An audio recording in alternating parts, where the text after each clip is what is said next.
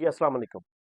मैं हूँ आपका अपना मॉलेज डॉक्टर अरशद मलिक और आज हम डिस्कस करेंगे सीमन एनालिसिस के एक और मसले की तरफ। सीमन एनालिसिस में हमें एक और रिपोर्ट की जाती है कि हमें जो कमेंट्स में या जो नीचे एनालिसिस जो दिया जाता है उसमें कंक्लूजन जो दिया जाता है वो पैथोलॉजिस्ट की तरफ से वो एक टर्म लिखी जाती है हाइपोस्पर्मिया।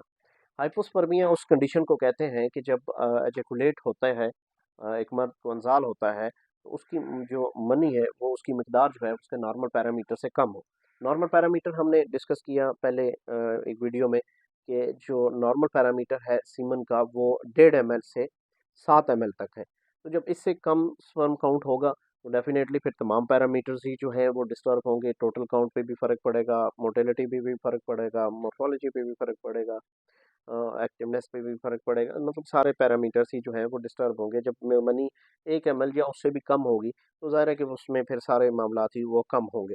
तो जब कम होंगे तो फिर पेशेंट जो है वो मर्दाना बांझपन का शिकार हो जाएगा, प्रेगनेंसी कंसीव नहीं हो सकेगी।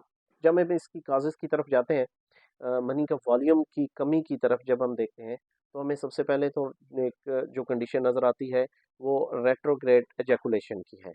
इसमें क्या होता है कि जब मर्द इनका एजैकुलेट होता है, इंज़ाल होता है, तो मनी जो है वो पेशाब की नाली में आने की बजाय वापस जो है वो मसाने की तरफ चली जाती है।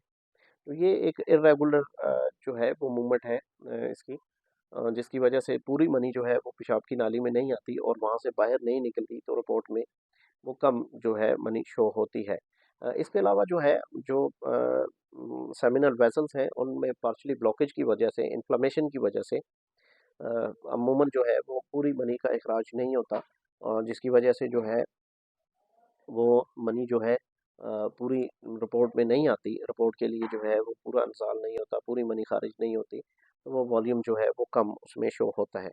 इसके अलावा अगर कुदरती तौर पे, पैदाइशी तौर पे बचपन ही से पैदाइशी तौर पे एक नक्स जो है वो देखने में आया है कुछ लोगों में कि उन्हें बाय बर्थ जो है वो कहते हैं कि जब से हम मैच्योर हुए हमें कभी भी जो है वो एहतलाम नहीं हुआ, और जब अल्ट्रासाउंड करवाया जाता है स्क्रोटल का तो उसमें नज़र आता है कि इनकी वॉस डिफरेंस है ही नहीं। तो उसमें ये होता है कि मनी की जो नाली है वो मौजूद ही नहीं होती। तो ये तो एक सर्जिकल प्रोसीजर है। इसके अलावा जितने भी मसाइल हैं वो अल्हम्दुलिल्लाह अद्वियात से ठीक होने वाले हैं, और मैं होमियो और हर्बल की अद्वियात से इलाज करता हूँ इसका, और बहुत पॉजिटिव अल्हम्दुलिल्लाह हमारे पास पेशेंट का फीडबैक है और बहुत पॉजिटिव रिजल्ट्स आ रहे हैं। अगर आपको भी मनी से रिलेटेड, आपके सीमन एनालिसिस से रिलेटेड मसाइल हैं तो आप बिला झिझक जो है वो मुझसे रब्ता कर सकते हैं। मेरे क्लिनिक पे आप तशरीफ़ ला सकते हैं, अपना केस डिस्कस करके तो इलाज ले सकते हैं और इन मसाइल से जो है वो छुटकारा हासिल कर सकते हैं।